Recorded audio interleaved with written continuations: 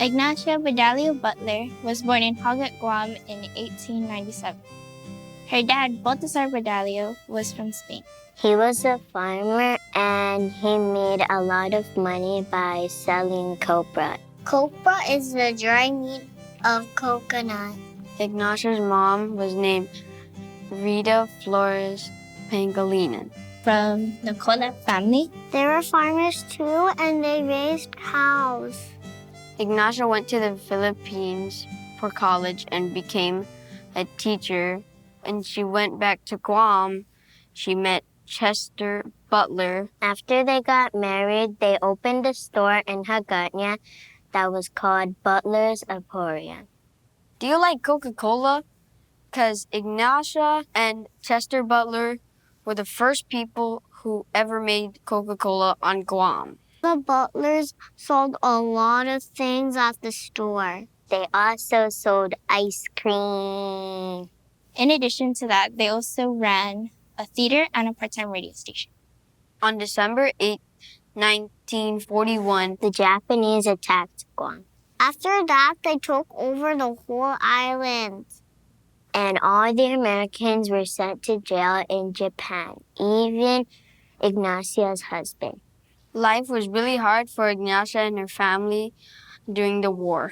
Her older son, James, helped her to work the business. The Japanese took an electric generator that she had been keeping in the basement.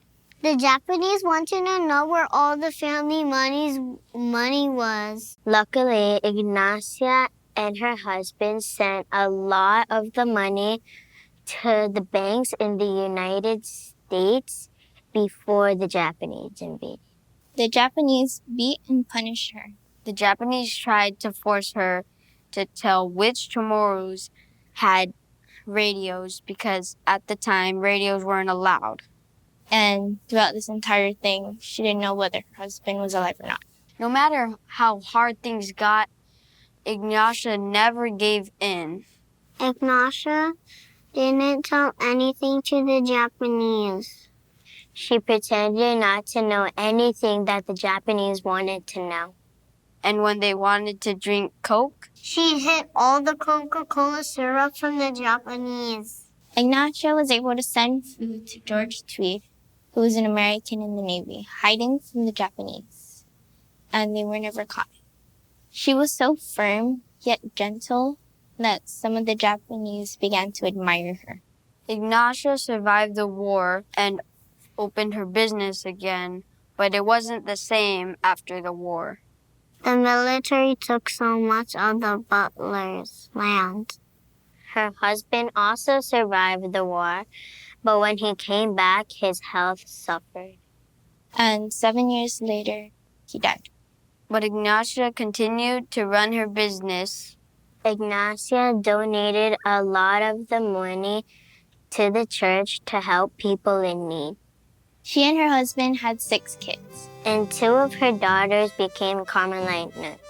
Ignacia really loved to travel. Ignacia loved to travel to holy places like Israel, Lourdes, and Fatima.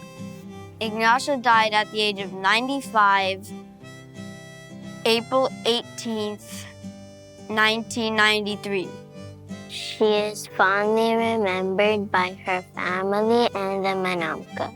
As one of Guam's first businesswomen, she gave us a great example of hard work, dedication to her family and her community, and loyalty to our island.